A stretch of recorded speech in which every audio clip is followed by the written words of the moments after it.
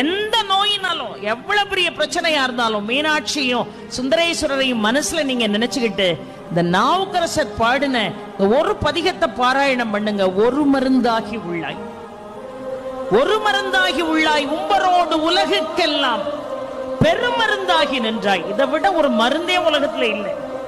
ஒரு மருந்தாகி உள்ளாய், உம்பரோடு உலகுக்கெல்லாம் பெருமருந்தாகி நின்றாய், பேரமுதின் சுவையாய் கருமருந்தாகி உள்ளாய்.